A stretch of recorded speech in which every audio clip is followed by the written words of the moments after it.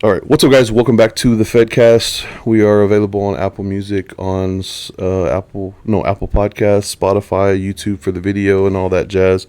No more TikTok videos because TikTok's gone. And yeah, so today we have Zac Bowden, right? Bowden. I don't know. I hear it differently. But it's Bowden. Yeah. So I think Bo and Right. then Den. Yeah. So that's how I've always said it when I read it. Yeah. So yeah, Zach's done. You did my I Love Lucy on my calf before my psoriasis attacked it. You did the Donnie Darko numbers, That's right. the heel on my chest. Yep. Then you did. This was yours, Yep. and then you did this one that I stole off the internet and broke the horns, and we put a gold grill in him. Hell yeah. Yeah. So Zach's done like 5 tattoos on me, and Vincent's been practicing on me, so. Okay. That's why I haven't been back out there. But when I reached out to you about this, I was like, man, when we go out there and I get a tattoo done, bro, we spend a good amount of time just chit-chatting and talking. Yeah. And so Zach works at, his IG is Zac Bowden Art. Yep. And you work at Pop's Tattoo Parlor in Pantego, Texas. That's right. And, bro, you've been at this, what now, a year and a half? 2 years? 2 years now, yeah. 2 years? Yeah. Yeah. And I remember when the first time I ever heard it was Andrew. Mm-hmm. I haven't seen Andrew since he had a baby. Yeah. Since he got married. Like, Yeah. the last I saw Andrew at Martin House. Yeah. And we met through a friend of a friend. And we sat there and hung out. Yeah. And then I followed him on IG. And then that's what he was like, oh, my buddy's starting to do tattoos. And I was like, oh, I'll check him out. And then he told me, he was like, oh, bro, you've been going to Zach? When I finally saw him again, I was like, yeah. Hell yeah. But it's been a while since I hung out with Andrew. Yeah. I think we're doing something on the 28th. On the 28th. Yeah. Yeah, man. So when we first met, I was going through my DWI stuff and I was sober. And you're still currently sober, right? Still currently sober. Not court ordered, just you decided. Correct. By sheer will and I don't know. That's about Just a it. decision Yeah. for you. Yeah. And then so do you still do those Ampersand runs? Do those things still happen right now because it's cold as hell outside? Yeah, they do still happen. I haven't been out there recently, just because it's a pretty far drive. Yeah. It's like because of the time change, they started doing them at 6:30, and that's like right when I would leave the shop. Yeah. But they do I want to say Monday, Thursday, and Saturday. So Yeah. it's pretty cool. Cool vibe. How long are those runs? The weekday ones are like 3 miles. The Okay. weekend ones are a little bit longer. So 3 miles is 5K? Yeah. Okay. 5K is like 3.2 or whatever. Yeah, But close close enough. enough, yeah. Yeah. No, because granted, I haven't been to the shop, but I see the stuff that I see the social media. I saw that video y'all did where you and Sawyer switched shirts. Oh, yeah. I was literally sitting there watching, like, why is he in the background just doing nothing right now? Yeah. And then you had Sawyer's shirt on, he had yours on, and then y'all were both shirtless, and then y'all both had the wrong shirts on. Yeah. And I was like, Yeah. but that shirt was probably like a large.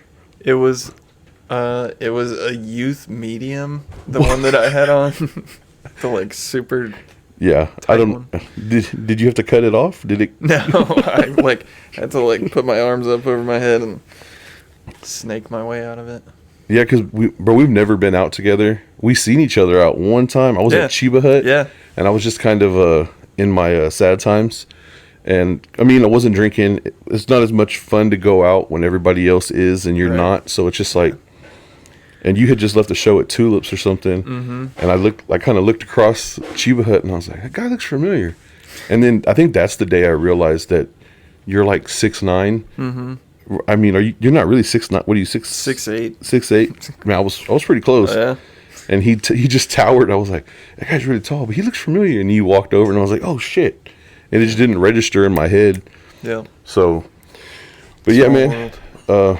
How's the tattoo going now? You still loving it? Yeah. It's still your thing? Yeah. It's a journey, man. But just I'm glad I'm on it, you know. Yeah. And as an artist, what do you say? You're a traditional artist? I guess I just like doing tattoos, you know. Yeah. There's like, I mean, I would not be the person to do like a realism portrait or anything, but Yeah. I don't know. I don't know. It's hard to say. I like doing tattoos. I guess I lean more towards like traditional, or have like a traditional approach to things. Yeah. So. Because like that's the first thing someone, oh, you got a tattoo guy, and it's like, yeah, he's a traditional artist though, and they're like, what does that mean? And I'm like, how do I? Yeah. And the only way that you can register with like a normal person that doesn't spend time in a tattoo shop or know somebody or like any kind of lingo at all, is like Ed Hardy style. Yeah, like that's Sailor Jerry. Yeah, Ed Hardy, yeah, that's the easiest way to describe it. And you're like, oh, so you mean like old school tattoos? And I'm like, no, I mean traditional. Yeah. That's what that means. And but I mean, Pop's Tattoo Parlor y'all look like a traditional shop. Y'all don't. It's not like a cutting new age. Right. Like it's not like a boutique or anything. It's just kind of like, I don't know. We got hand painted stuff on the walls. All the art is like stuff that we make or from people that we know. Yeah. Very very traditional tattoo shop that you would expect like your uncle to have gone to back in the day, which is nothing wrong with that, because it's a little bit of like a time capsule, but I think in a good way. Yeah. Well, when everything goes retro or everything goes, it's like, no, this has just been us the whole time. Yeah. Because I used to have the pictures of like the old school tattooed pinup girls, and I was like, oh, that's somebody's grandma. That's like someone's great grandma. Yeah. And I mean, like back in that time, black and white pictures, that was pretty frowned upon. Like I just don't remember seeing, because I feel like tattooing really took a change like early 2000s into like 2010 when more people, because I remember a lot of jobs like, oh, we don't want tattoos on your forearms, fingers, hands, neck. Right. Of course, not a face. Some places are still on the no face tattoos, but I would just I feel like somewhere in the transition, maybe, I don't know what decided it. Maybe like with Ink Masters on TV, and then it just kind of started really becoming like pop culture, ingrained in culture. Yeah. It was like athletes, you know, rock stars, whatever, and then the TV shows and all that. So it just kind of became more around, I guess, more visible. Bro, what was your first tattoo? My first tattoo was on my chest. I was living in Chicago at the time, and I was missing Texas, so I got a bunch of like Texas related stuff, like Yellow Rose, Mockingbird, all that jazz. That was like right when I was 18. I spent so long like researching like different shops, like who to go to and all this sort of thing. Like looked at so many like Yelp reviews and people's portfolios on their website. It was like, hold on, what year was this? This was 2013. 2013. So it was like Instagram was kind of around, but it wasn't as established. I didn't think to really like, I guess I might not have been able to like utilize finding local tattoo artists where I was, I guess. Yeah. I don't know. I didn't think to go that route. Or maybe I did look, because I remember following him on the guy that I ultimately went to. I ended up following him on Instagram. So maybe I kind of just like use that and the Yelp reviews or whatever. And it's like there's still people that hardcore on Google reviews. Yeah. Like they live and die by what Google says. They're the same way. There's people that are like that with Yelp. Yeah. Or they'll like, the one single person is like, every single place they go to that they just review. Yeah, it's like, I appreciate those people when I'm looking for an answer to something. Yeah. But also, if I'm not going there, I don't care. So right. Yeah. But yeah, it's like if I've already been to the place and I like it, the reviews don't matter. But it's like if I'm looking at like going somewhere and I see someone's negative review, it's like, well, what else have they reviewed? You know, maybe they're just like a picky person. And then you realize they review everywhere that they go. Yeah. And this is a hobby for you. Like, have you ever been to Pouring Glory? over No. there on Main and South Side. I don't So think so. Pour and Glory is like it's not on the main street. It's like a street back. It's kind of over there. You know where Mass used to be? In Cicada. They used to do some hardcore shows there. Okay. But, so anyways, it's like off the back alley. They have like an open back bar, like concreted patio. But on the inside, they probably have 50 to 60 beers on tap, like from all over the United States, craft beers. No regular. There's no Bud Light, no Miller Light, no Coors Light. Everything is crafty, up and down. And, I mean, it's good food and everything. I went there one time and decided, I took a picture of the patio and I put it on my Google. And every 6 months or so, it's like, you have 2.2 million views on this picture now. Jeez. And I was like, That's crazy. that was like 7 years ago. Right. It was just a random Saturday, and I wanted to grab a beer and some food, and I was like, this is a nice patio. Click. Yeah. And I don't even think they have those patio tables anymore or any of that stuff that's in that picture. But Nice. I mean, the internet's crazy, and the concept of advertising now. Bro, I wouldn't want to be without the internet starting a business like in the 90s. When I don't even know how you would advertise back then. Flyers on people's doors or car windshields. Yeah. Phone books. I don't know. Bus stop benches. Yeah, grab the yellow pages. We're looking for a tattoo guy. Right. Like, That's why you'd have like AAA whatever business, A1. The towing business. companies are like that. Yeah, AAA or AA towing or ABC towing. So you're the first 3 or 4 that pop up. ABC tattoo shop. Like, 'cause the only tattoo shop I remember seeing advertisements for growing up was like Randy Adams tattoo. Like, he would be like, "Oh, we tattooed this celebrity, and this is the person that comes in here when they're in town." And those were on like late night on like Channel 4. Yeah. When you were watching after the news or whatever came on next. But yeah, I remember seeing like, gosh, I don't even know at this point how long it's been, but it was like I would see a couple ads for them, and they advertise like tattoos, piercings, but also removal, like the laser stuff. It's like, we do it all. yeah. So. But because I remember, I think the first or second time I went in to get tattooed, one of my buddies said, "Oh, you're a tattoo shop? See how much I charge me to do a piercing?" So I was like, "We don't do piercings. Yeah. We're a tattoo shop." Right. Yeah. And I mean, I don't know. That's just how we do things. It's like, have y'all started letting people use numbing cream yet? I've had some people come in and they've been like, "Oh, I put the numbing cream on or whatever," but it's like, I don't know. It's like, it takes a while to like set or like You gotta. So to set in or whatever. I told my cousin, I was like, "Let's just buy some off Amazon, bro, and see if it's work. See if it does anything." Yeah. And he was like, he goes, "I'll buy some, you buy some. We buy different brands, just to see what it does." Compare them. And he started doing these like tallies to fill in some of this. Okay. So I got 610 of these total. There's some on my chest and on this arm for the day sober. And I was like, it's just something kind of to fill in some space. And then it lets him work on line work when he was first, like on skin. Right. And I was like, bro, it's just a tally mark with an extra X to make a 6. Yeah. So just roll, just do whatever you want. He goes, "How big do you want them? Do you want a pattern?" I'm like, "Bro, just start tattooing." And so we used the cream. And initially, like, it's supposed to like 30 or 45 minutes, and you're supposed to wrap it with like saran wrap for the full effect. And I found that all it really does is it kills that like initial pain, but it's like once you're in the skin, it doesn't. Yeah.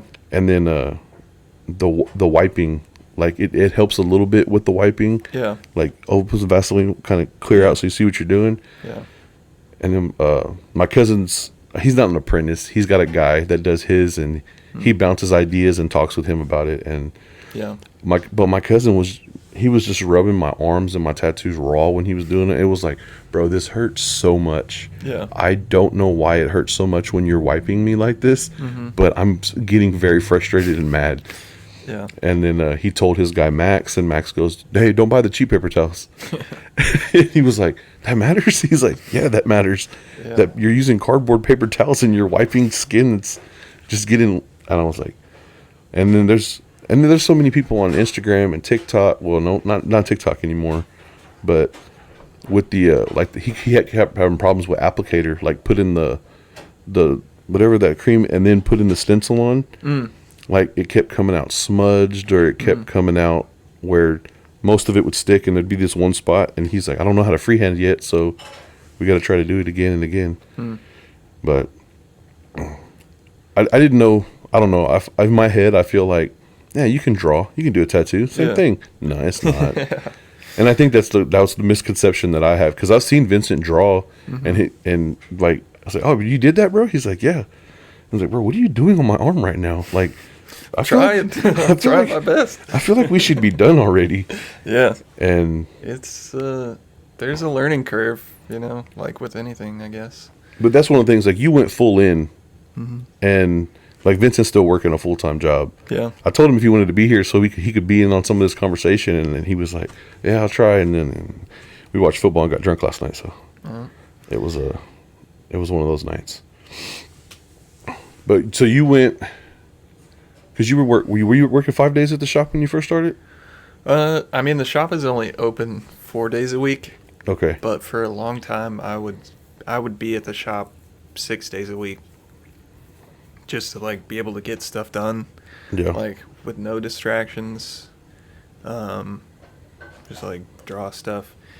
Like an occasional person would come in, I'd like have them try and set something up with like Sawyer or somebody. Yeah. And then just, I don't know, keep drawing or whatever. Yeah. But, yeah, I don't know. I was just all in, committed. Yeah.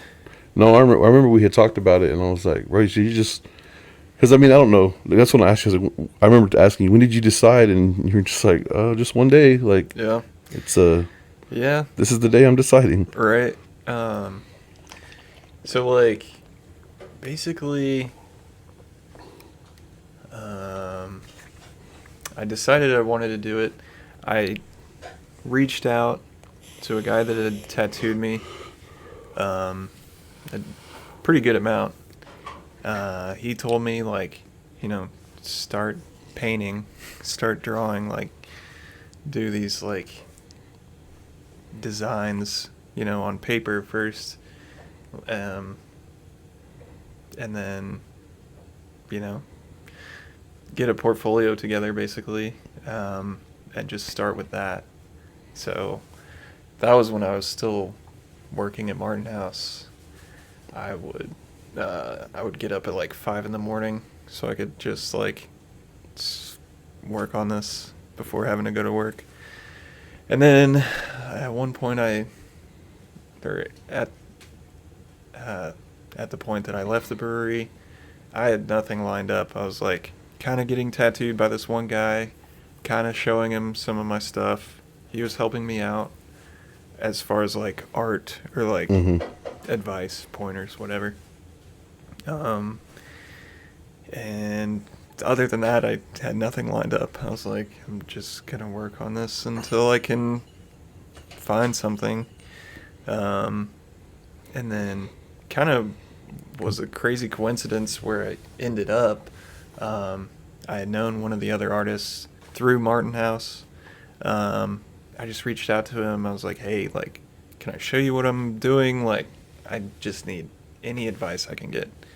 And then Sawyer saw my stuff. He offered me a spot, and I mean, from then it's like, all right, well, we're really doing this. Yeah, like, but bro, there's so many, like, that's one thing that's really cool, because I remember you telling me, and it's like, bro, you really like, all right, I want to do this. You made the decision, but a lot of people make a decision, and then they kind of like, we'll see if it works out. Right. And there's, I got a backup plan.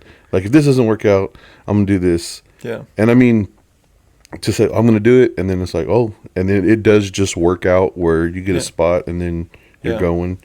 Because the chemistry at the shop's great too. Yeah, it's a gym. Like There's we're really something special. everyone is like kind of talking amongst it, and like because we've been there when Sawyer's tattooing someone, you're tattooing me, and there's like a full blown 4-person conversation in and out of the tattoo guns going, Right. and it's just like it doesn't feel like it feels like y'all are in a good environment with each other, Yeah. and y'all it's like, oh man, this is a good time, Yeah. more family oriented, less I'm trying to get my money, you go get yours, leave me alone. Yeah. Because I mean, it seems like it'd be because when you go into a job and you're just like on the way there, Right. this just doesn't. It's not what I want to do today. But Yeah. it seems every time I've shown up at the shop, even like y'all are there, y'all are just like the music's going. It's just good vibes. Everybody's kind of just like, let's get this stuff done, but Right. let's not ruin our day and be at each other's throats. Yeah. So I can always, because I've been in and out of a lot of tattoo shops, and there's always, who you here for? All right, I'll tell them. And then you're just kind of sitting there, and you're like, Yeah. I walked out of a tattoo shop one time. They were like, "Oh, we're doing flash special, blah blah blah," and I go in there, and they're like, I was like randomly gonna get like Freddy Krueger's claw on my ankle, and I was like, "This is a good idea," and I'm glad I didn't get it because the first design that they had, they were like, "Oh, well, it's not a crisp design." I'm like, "You had it on the wall, not me. I didn't bring this in. You had it on your wall saying you would do this for this price," and he's like, well, the artist is going to go back there and he's going to redesign it a little bit. So I'm waiting for like 30 minutes for him to draw up a Freddy Krueger hand. And then he comes, he's like, yeah, these knives are a lot cleaner, but they go further back on the glove. And I'm like, yeah, Freddy Krueger's glove, that's not the other one's more accurate than this one. And he was like, so you want to do it or not? I was like, I want the first one. And he's like, well, I don't really like that design. I don't want to do it.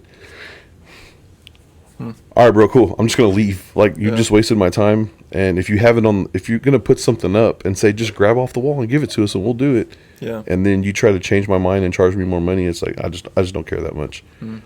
You help make my decision. Yeah. So. Yeah. I don't know. There's just a lot more to tattooing than tattooing, Yeah. Like customer interaction is huge.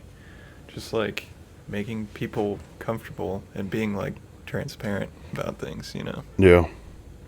It's huge. Just tell them it's going to hurt. And do you really want to do this? It's going to hurt. Yeah.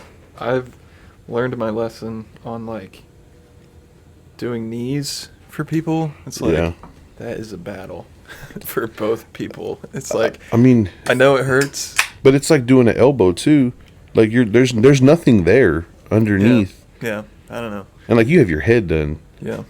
And I would assume that feels similar to, well, I have my neck done over here, and I feel like when they were coming up on the neck, I just felt like they were grinding into my skull.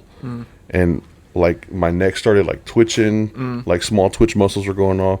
Yeah. And I was like, I'm trying not to, because when you get tattooed, you sit there and you can go, and you can kind of flex your neck a little bit and bite down on your teeth. Yeah. But when they're doing your neck, you're not like, on your neck. you got a mouthpiece or like a towel I can Right. bite or something. That's funny. Yeah. I don't know.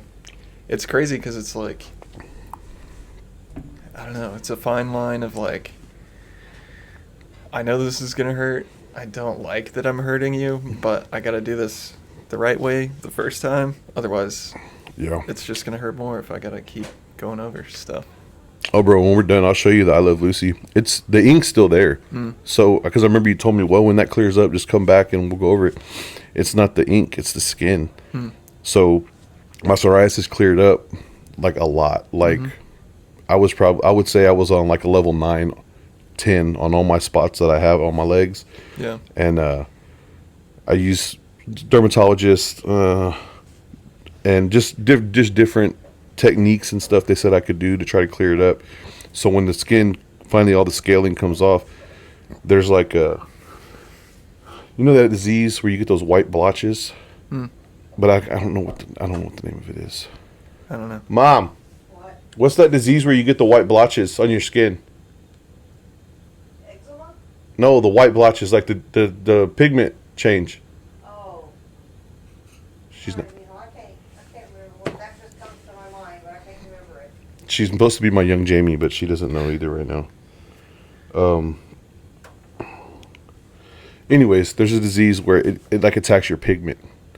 It's man, not Barry Bonds. Sammy Sosa had it, to where he would get blotches. Like my grandfather has it.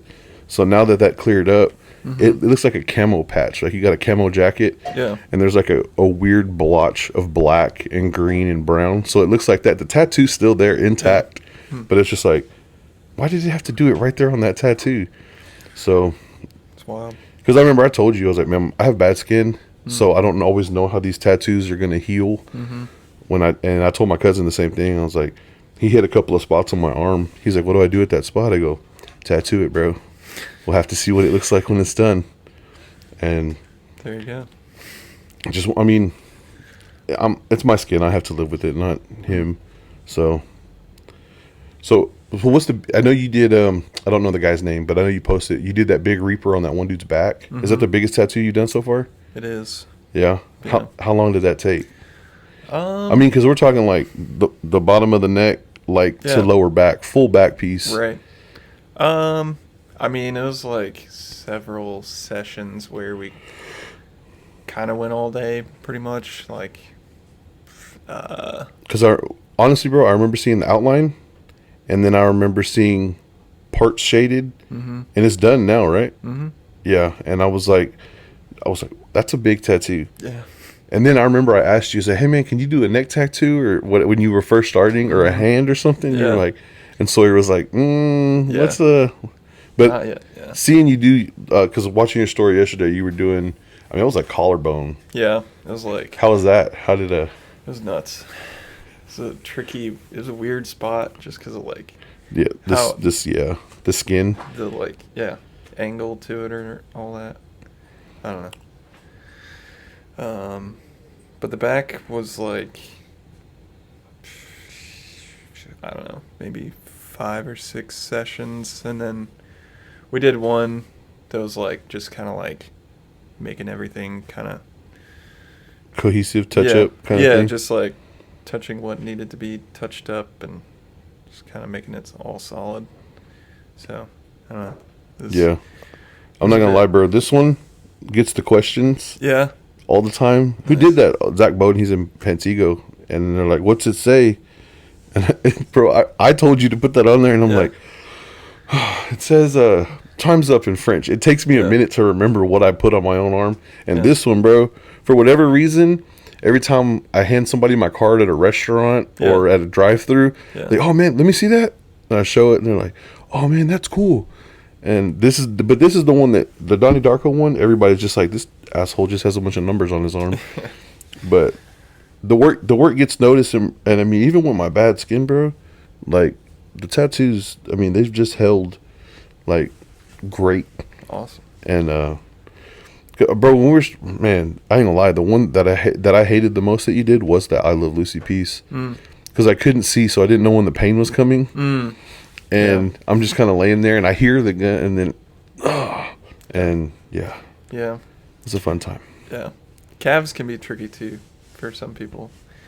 Of course, I don't know. Everybody's different. It's like, I always hear like some people will be like, "Oh, this spot was the worst. This spot was the most painful." I feel like the forearms are the least painful tattoos I've ever gotten. Yeah. My lip didn't hurt on the inside, but it already fell out. Yeah.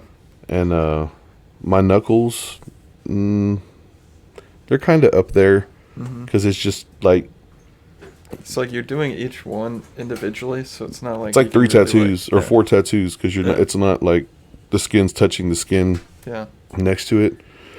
But yeah, man, the chest wasn't fun. I want to do something in the center, but I'm just like, I know it's gonna hurt like hell, and we'll just have to wait and see. One day, I'm trying to. I've been trying to let Vincent like really go in and kind of get his feet wet. He did a Predator, like a traditional style art Predator on the front of my thigh right here. Yeah. It didn't hurt the most. It was the most uncomfortable, because we started with me sitting up like this. Yeah. And then he was going in, And granted, this was a learning experience for him because he was like, I want thick lines. And he said he wanted thick, not me. I'm like, I just want the tattoo to be done, bro. Yeah. And he's like, but I want the lines to be thick. So he used the thicker needle and he was doing the line work. And then he was like, but I don't want to do all the lines and then go back and do all the shading. I just want to do all the do it like as I go. Oh. So we went on, it was like 5 or 6 hours. And it's because he was doing the line and then trying to do the shading. So this side of the tattoo looks like it kind of set. On the other side, it's a little bit lighter. And he's like, bro, we're going to have to go over it. I'm like, I know we are, bro. Just get it to where it's like halfway done or something so that I can go home and go to sleep. And like second skin, I tried that. I don't like it. And I don't like the bubbling and the blood and the ink and everything in there. And just having this giant mess wrapped up in plastic. I'm like, I don't. Yeah. But I will put it on like when I go to work. I'll put a little layer or something on so that it's not like hitting a mechanic, hitting cars and shit, getting dirty. But yeah, man. So, bro, you worked at a brewery. You became a tattoo artist. Yep. You're still sober. Yep. Bro, what are your hobbies? Like, what are you doing when you're not tattooing?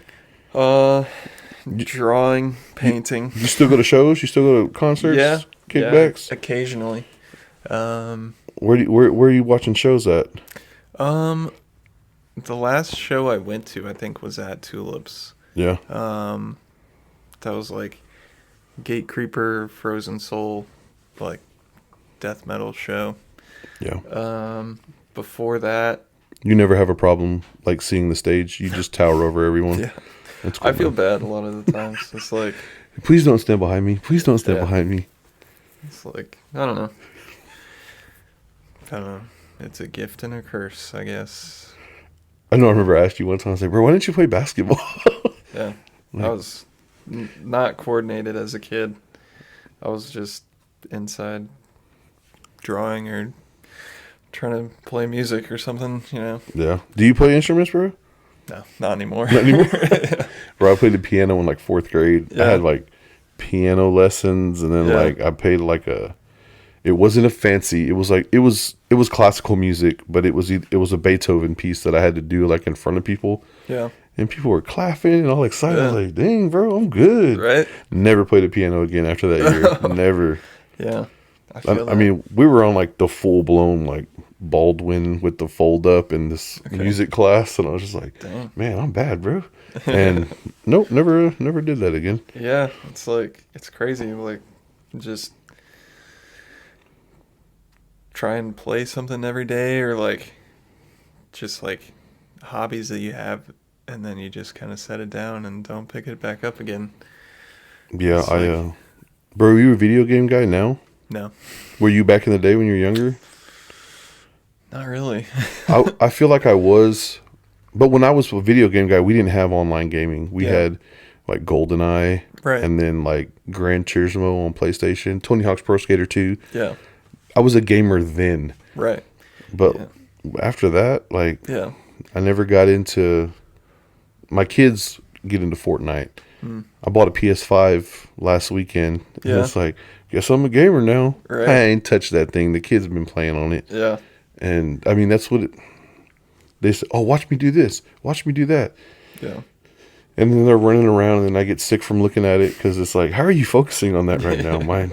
So much spinning. Yeah.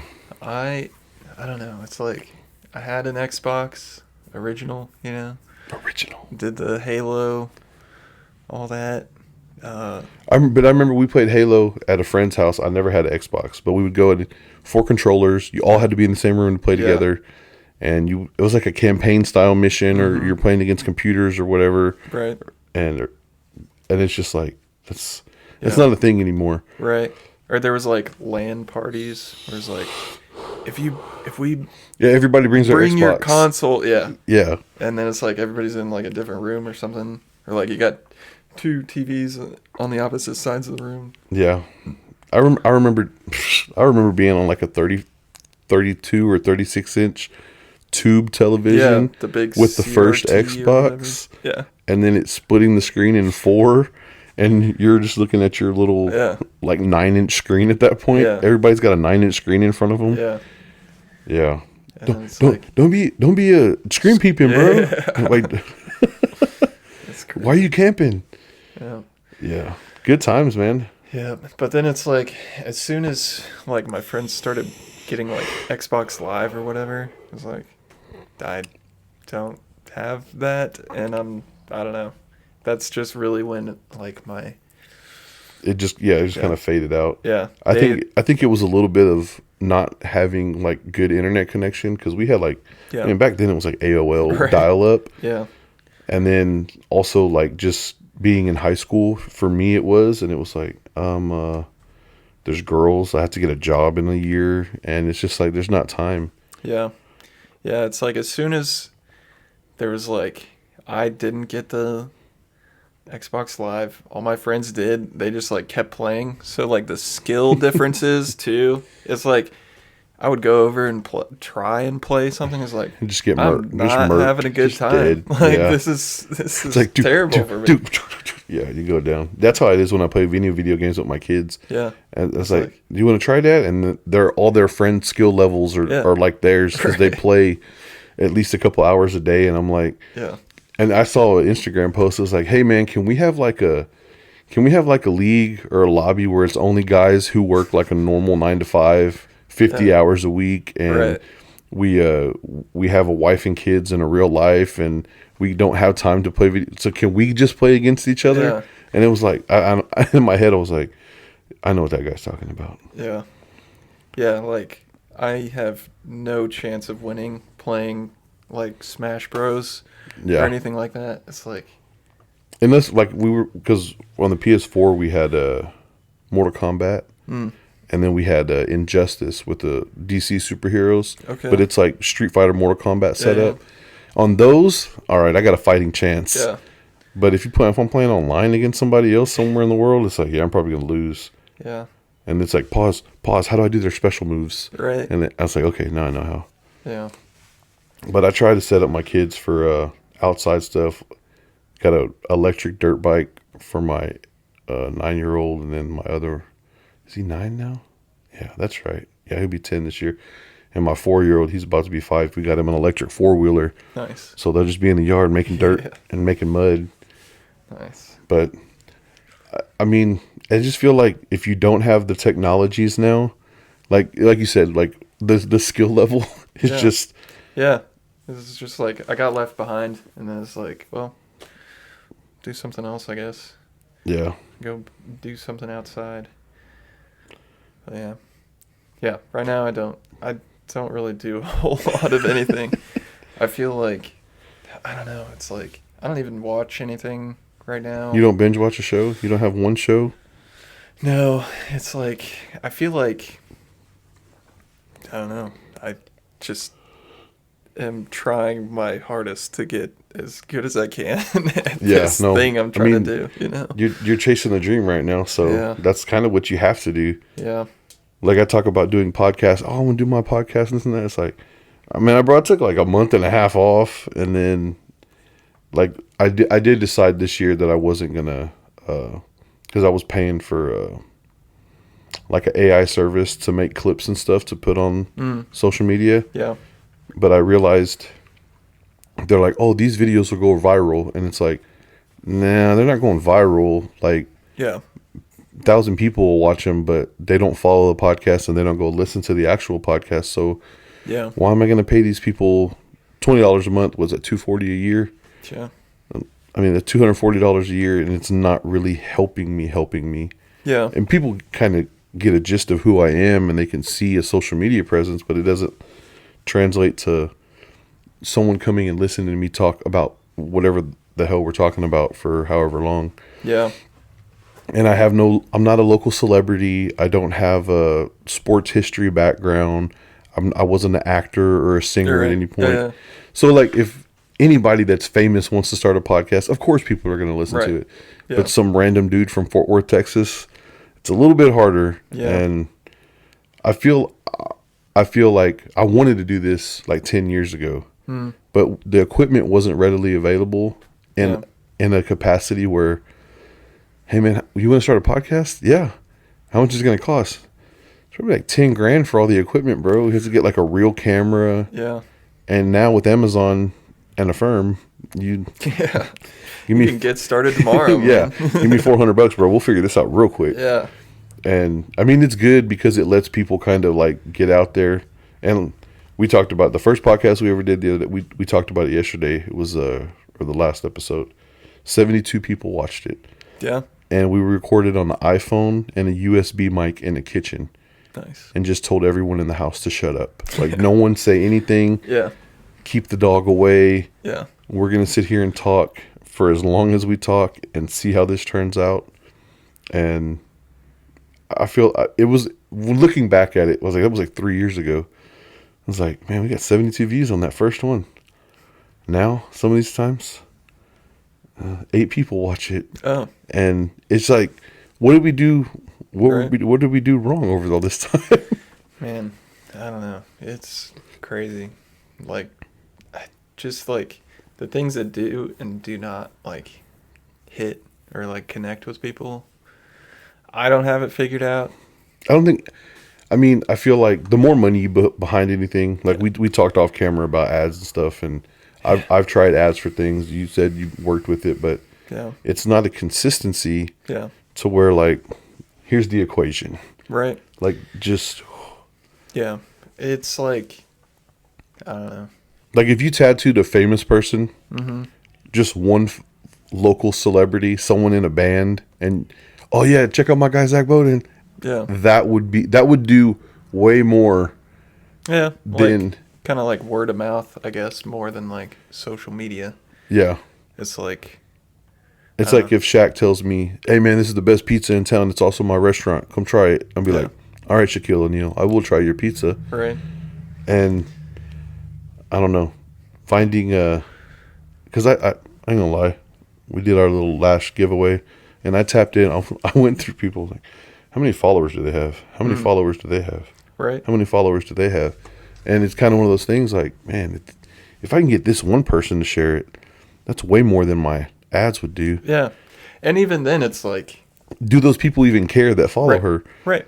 And Yeah. I was like, It's like, oh, I only have like not a lot of people looking at my stories or whatever whenever I share stuff. And it's like, well, it's like on one hand, every little bit helps, and like broadening that circle definitely does something, but it's like, it's not one.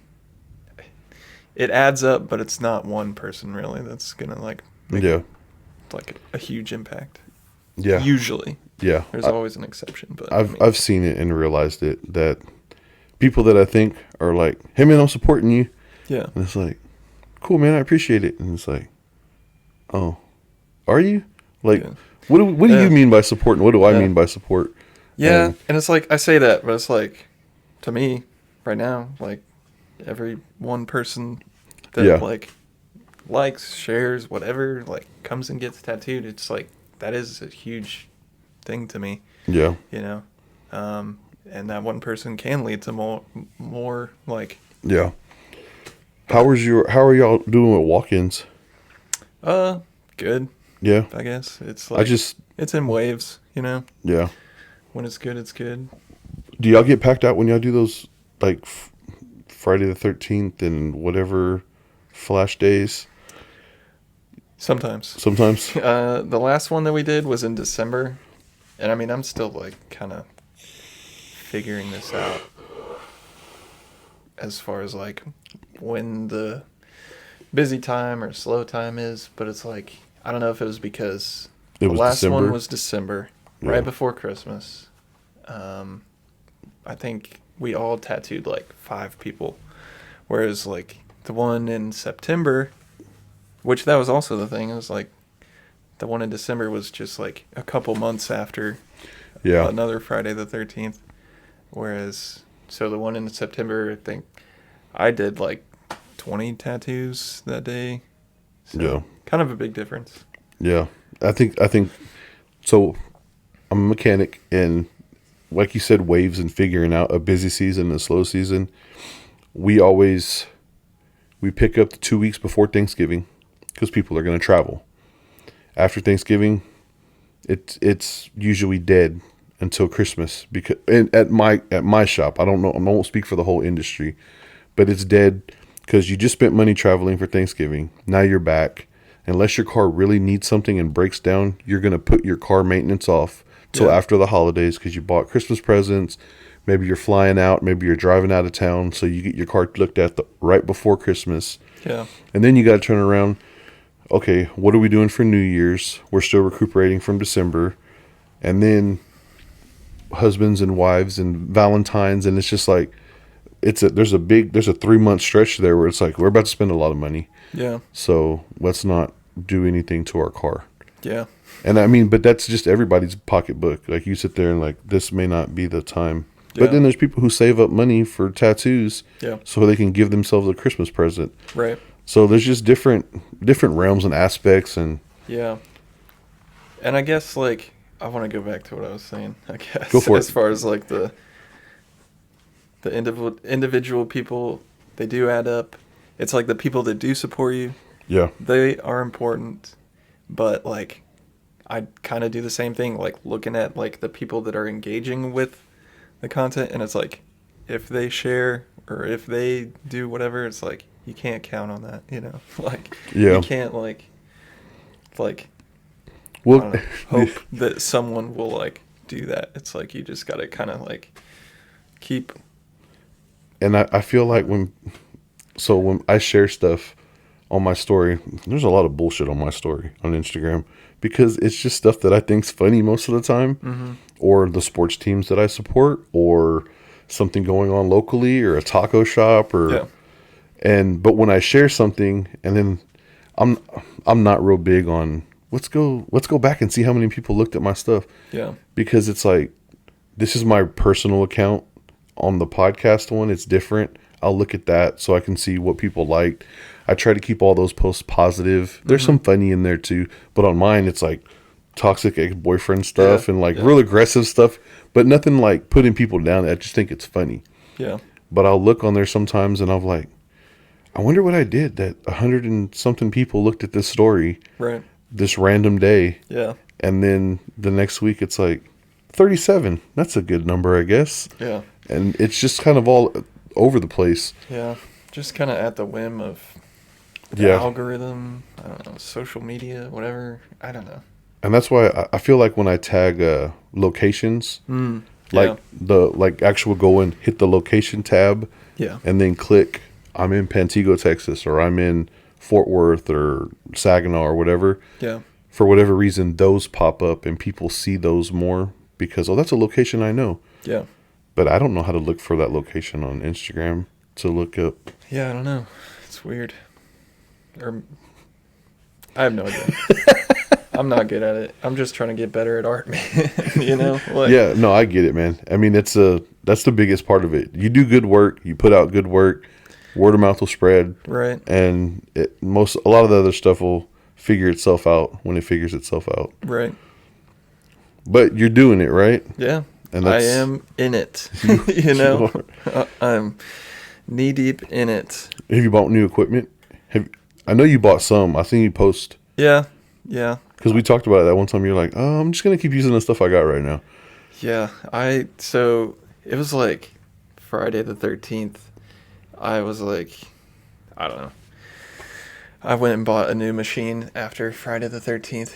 And it was like, I just spent more money than I even made that day, like, on this new machine.